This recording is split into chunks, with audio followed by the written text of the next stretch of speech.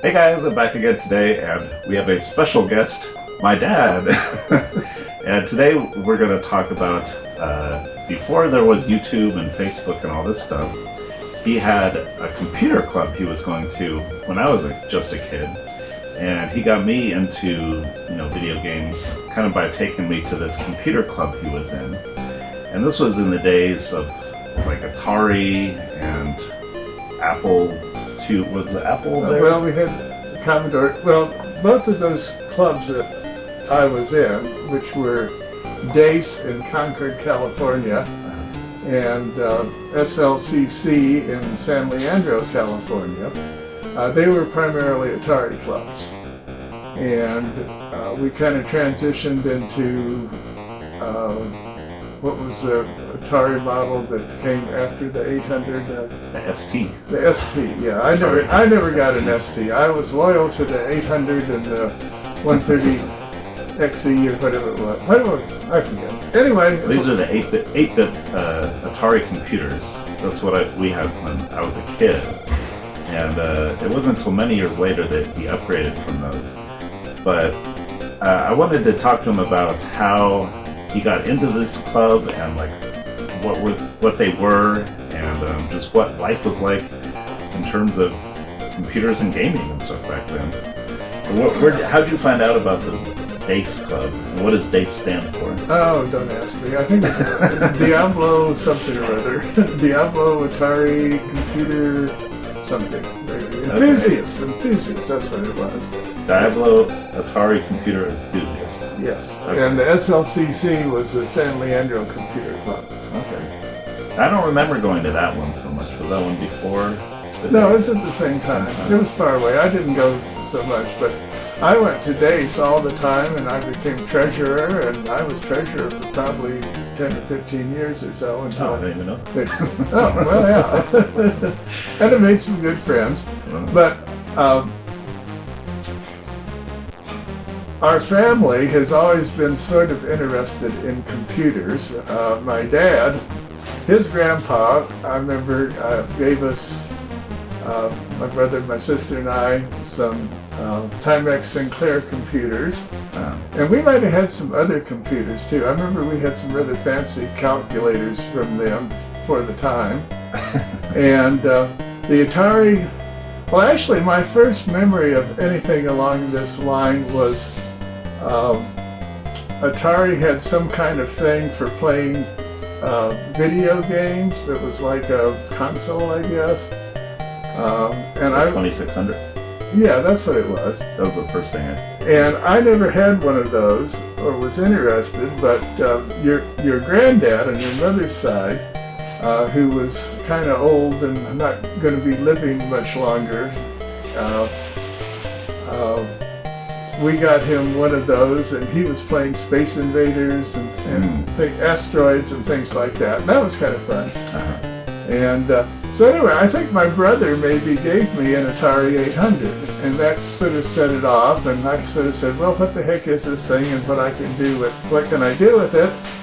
And somehow I found out about there was this computer club in Concord called DACE, and it was for Atari computers. And so I went there, and at that point, I think we had about 50 people attended meetings, which was quite a few. And we had a wonderful place to meet. It was the Water Building over on Stanford Drive, and we got it for free, which was a really unusual thing, because most clubs have to pay rent for some place. And we met there for a long time, even when we were down to about 10 people or so. But eventually it fizzled out. They all of them eventually turned to the dark side and got clones. IBM clones. Yeah. So what I remember was there was this kind of a big amphitheater that we'd meet in. Yeah, that's the Water Building. Okay. And how old was I back then? Was like well, you were 7 pretty little. This is the early 80s, and you were born in 78, so you were pretty young, I suppose. Yeah, I've like some memories of it, but not like a ton of memories. I've some distinct memories I'll talk about later, but See, I could think of a few. Yeah. Anyway, I got to know a lot of the people, and I was friends with all of them, and we had some smart guys there who were, good at programming. I wasn't interested in programming. I just don't have that kind of mind. Bunch of nerds there, basically. Yeah. And we had people from all walks of life. We had engineers who worked for Chevron, and there was a dentist there, I remember, and a cab driver over in the city, and anyway, it was a diverse group of people, and they were all computer nuts. And of course, it was so funny back then. The stuff cost so much. I remember the Atari 1400 disk drive came out. This was, I think, their first disk drive. Oh, with the black disc like this big? Or No, they were. I don't really remember. I think I have one maybe up in the attic with somebody's collection that I got at some point. But anyway, when those came out, those were like $1,400. It was back in the 80s money too. Yeah, so, and that was just like buying a car. But these guys are saving their money, and a disk drive. This is so cool, And of course, heaven only knows how much you could store in that disk back then. But things have changed, that's for sure. And I remember when the 130XE came out, I was so excited. I said, look how much RAM this thing has. Look at all this power. But anyway. Well, back then the new stuff was just like a big jump from the last model. It's not like we have now where it's just like incremental. When some kind of new equipment would come out, it was just like big excitement, Yeah. Now, I remember you had many boxes of discs with copied games. How did you get those from the club? Well, I have a friend in SLCC who was passing out eye patches one day that were little pirate eye patches. He says, this is for all you Atari users. And you had to, because very soon they were obsolete and you couldn't get them anyway. And the only way to get this stuff, and I got quite a bit of stuff. I have a really huge collection. Yeah, we had like hundreds of games on just the black floppy disks. I remember when we were a kid, and I remember something about there was like some kind of copy protection on these things. But if you cut a little hole on the side of the disc, then you could like copy it. It was like a physical modification you could do just to steal the games. That was a right protect thing. Yeah. You could just take a whole pinch. Yeah, all the three and a half floppies are that way, even for the clones. So when I was little, we had tons of Atari games, and that's kind of what got me into gaming. And I don't think my dad was really into the games. I never played many games, and I still don't. I might be lured by solitaire just before I go to bed or something, but that's about it. So what were you mainly interested in the Atari Club there? Just finding out all this computer stuff. It was like the technology. Yeah, I was interested in what this was all about, and there's, computers are so ubiquitous now, and we just use them for everything, and they're absolutely necessary. And I spend way too much time every day on them. But it's modern life. But I've always been a little old-fashioned. I always kind of wait for the technology to go for a while before I get into it. And so, because, for one thing, stuff is cheaper if you wait later. And, for example, I do not have a smartphone, and I have no desire to get a smartphone. And that's past the technology then. Yeah. And I did upgrade to Windows 10, but that's because I had to. And that was... Anyway. So things have changed since I was little. But, so what was the SLCC club? Where was that? Well, it was in San Leandro, and I don't remember the address. In California. Yeah.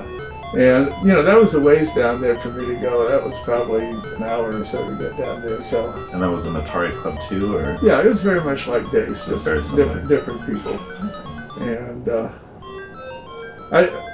I didn't go there that often, but I made some friends down there too. And we had a couple of people that were really technologically very good. Yeah.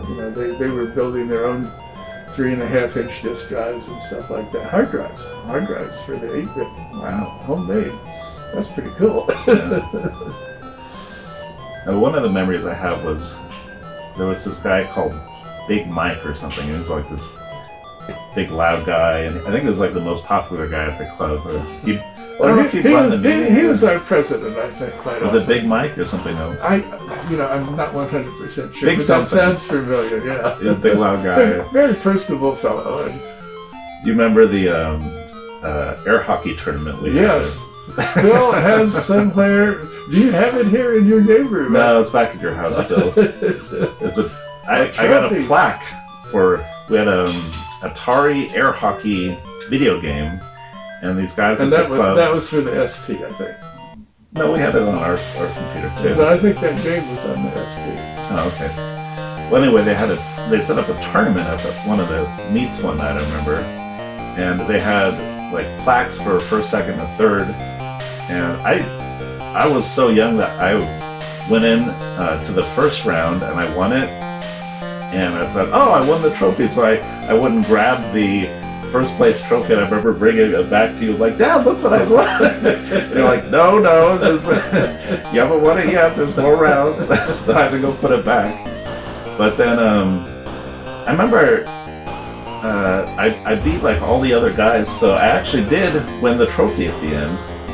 And then the runner-up, who I actually hadn't faced, was this Big Mike guy. And he's like, hey, I want a shot at him anyway. And I remember I played Big Mike at the end, and everyone in the club was watching. It was kind of like one of the most fond memories I have from this club back then. And he almost beat me, but I still beat him. And how old were you then? 8 or so? I was really young. Like I said, I don't even remember. Yeah. But I do remember that. And I think it was one of the only kids that would go there, right? There were some kids. Don Berkheimer would bring his kids sometimes. There were a few kids there, but it was mostly older white guys. I don't remember like meeting any kids there, making friends with them. There was a woman or two in the early days, but they kind of didn't stay. I don't think. I don't remember them any particularly. And then there was another competition they had where it was like an animation competition. Do you remember that one? Yeah, here's Whaley. No, do you remember what the competition was for? It was making an animated video. Okay, yeah. We had this program for the Atari called Movie Maker, I think. And it was very basic. You just draw like a little thing like you would on Microsoft Paint, and then you make frames of the picture to kind of animate it. Nothing advanced at all, but I remember I made a little whale, because a whale was one of my favorite animals at the time. And I just had it like swimming across the screen, and it would eat a fish at the end. And it was called Here's Whaley. And you won the grand prize. That's right. But I remember my competition wasn't very stiff, because I think the other one I remember was the guy just animated this guy like vomiting him. Everyone's just like, oh, gross. And then they played mine, and they're like, oh yeah, this is the winner. But I remember I didn't get a trophy for that, but we got some kind of swag, like Atari swag for it or something. Yeah, we had merchandise donated to us as a club from the companies from time to time, so we had stuff to give away, which was kind of cool. Yeah, there was a guy from EA there, I remember. Yeah, and we had a guy from who worked for Lucas up in Marin County who'd come and visit us. Oh, LucasArts, yeah. I think I remember him too, and he had the Ball Blazer game, which I thought was really high tech for back then, which looks really awful now, but back then I remember it's one of the first games that I saw there that actually had some kind of music for it that would kind of get you excited. But yeah, that's what I was in. I was into all the new games and stuff that were coming up. Yeah, well, I have never been good at joystick things and pushing buttons and all that, but the game I remember that I found interesting was Adventure. Oh yeah, I remember Adventure. And I still don't know what it's all about, but it was interesting. Yeah, it was like a maze. But a lot of you guys remember that too, I'm sure, where you're like a little dot and you go through the maze and the dragons come and try to get you and you're collecting keys and trying to get through the castles and then... Yeah, there was some interesting Atari games back then, but I don't have the love for them like I do like the Nintendo games that came after that, because they're all very lazily made, actually. A lot of games back then, I remember the developers would just do it as like a side project or something, and then they try to sell it, and there's a lot of dirty business going on with just throwing stuff on the shelves and selling it for like $50. Well, the whole Atari thing was kind of a disaster. I mean, that company went through many itinerations, I think is the word. Yeah. They're probably still around in some fashion. I'm not sure. Maybe.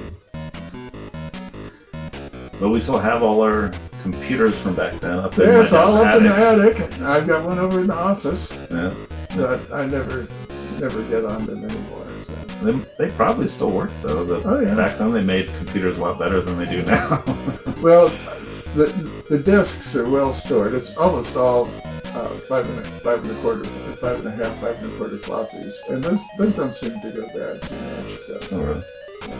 Yeah, I've seen. I've been watching game videos where they're like collecting Atari ST games, and I don't know if those use a different disc or not, but they've been, over the years they just kind of demagnetize and they don't work anymore. We'll see. I don't know. As I say, I haven't booted up for a long, long time. Of course, our attic does get pretty hot from time to time. So. Yeah. Well, and we got rats. Dig it out someday and see what it's like. Maybe I'll make a video about that in the future. Who knows? Was there anything else you want to say? Well, I can't think of anything. Okay. Well, thanks for my dad to come and talk about this today, and I'll see you guys next time.